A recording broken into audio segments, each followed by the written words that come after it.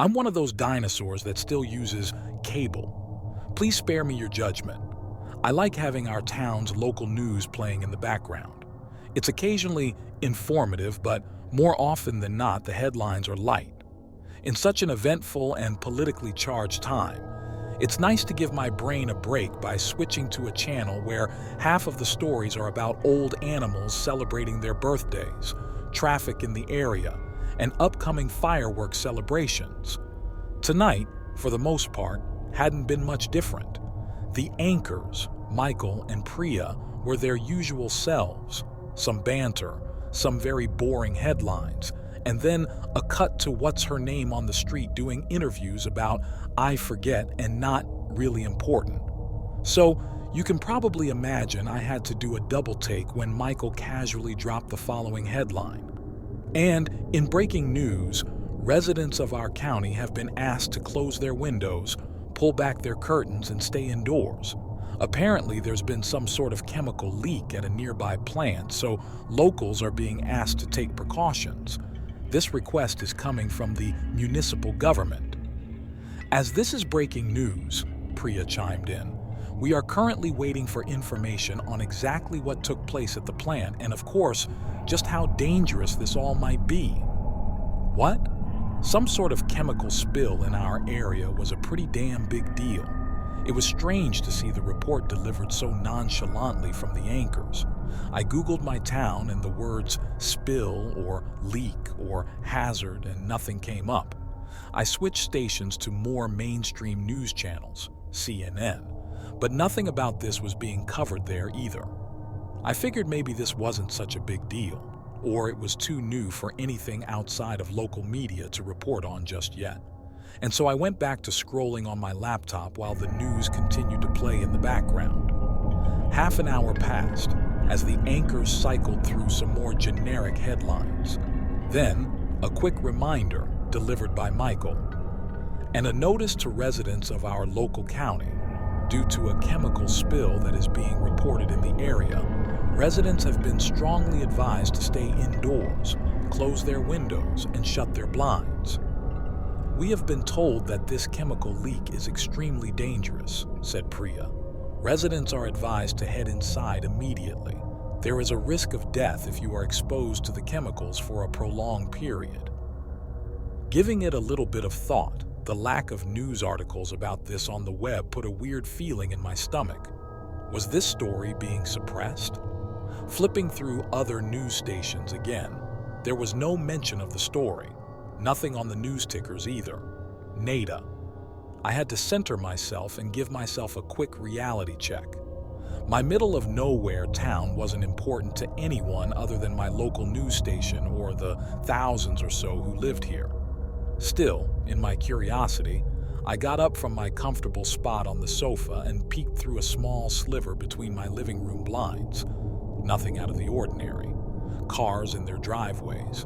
Most of the lights in the nearby houses were off. It's midnight here. A couple of solitary bedroom lights on. Pretty tame, all in all. I sat back down. This was probably the most tuned in I had ever been to the news. To my surprise, some really strange banter between Michael and Priya was playing out. I almost wonder if we're safe in here, Michael started. Priya giggled.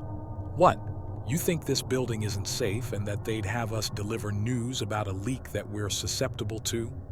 Michael laughed. Big laughs. He looked at a piece of paper in his hands. I heard, he said, still laughing. I heard it was actually a spill from a train, not a power plant. Is that so? Laughed Priya. She wiped a tear from her eyes. Oh, I'm sorry, guys. We gotta find the levity. Gotta find the levity, Michael echoed. Gotta find the levity in stressful moments like this. Hope you're all staying safe. Indoors, curtains closed, windows locked.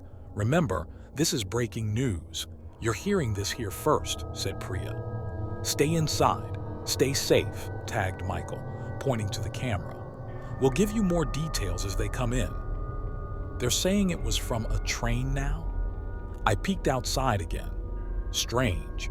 Most of the lights were off, but some of my neighbors' cars were missing. I saw a family only a few houses down, loading into their car and immediately driving off. Was it safer to leave the town? Didn't they just get exposed to the chemicals? It was hard not to ruminate, hard not to keep Googling, switching to other news stations, texting my only close friend who lived in the area. No updates, nothing of substance. Back to the local news. They were covering another story of little importance. My eyes lazily lowered to the news ticker at the bottom of the screen.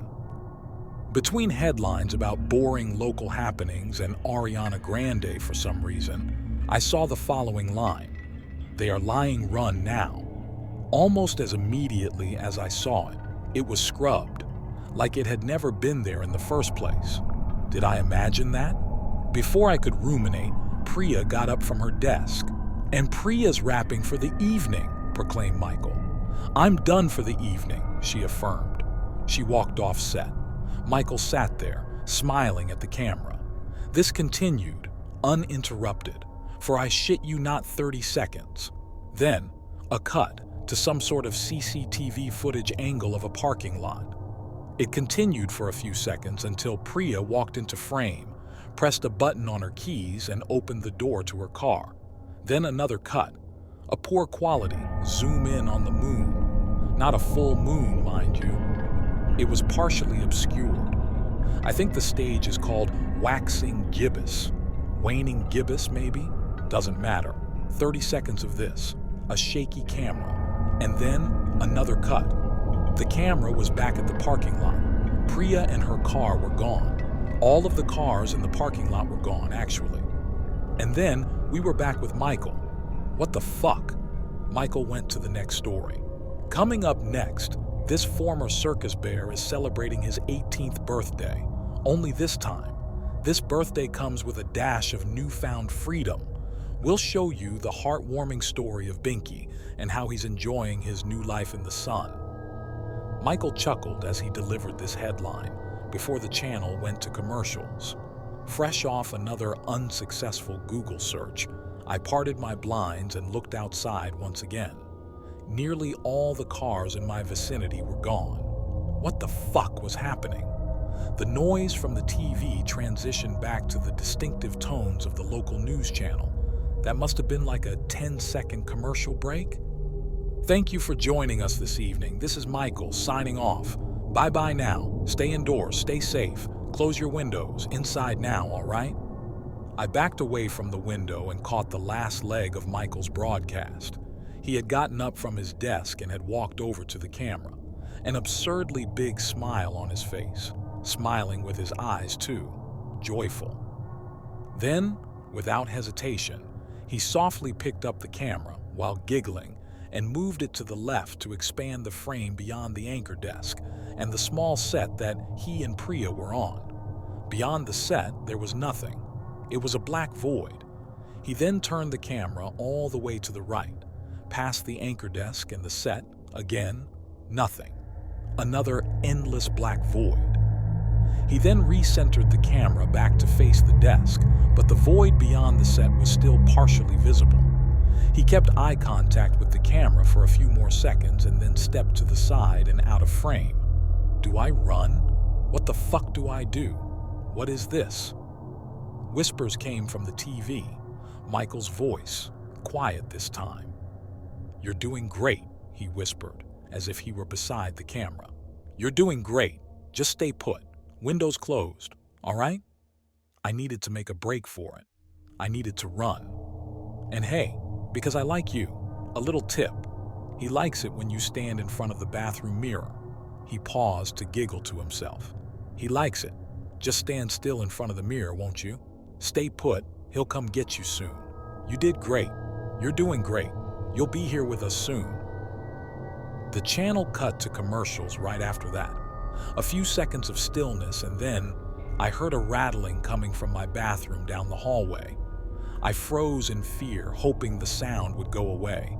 Instead, it got louder and more aggressive. It was the sound of something cracking, fracturing. As I made a break for it, I heard my bathroom mirror shatter. Immediately, I raced down the stairs to my front door. As I did, I heard the generic commercial on my TV say the following line: The all-new cozy comfort cushions. So cozy you'll want to stay put, because the best place to be is right where you are. I unlocked my door as the audio from the commercial started warping. Stay put. Be right where you are. Don't leave. As I swung the door open and prepared to run to my car, I felt something grab at the back of my shirt, pulling me back in.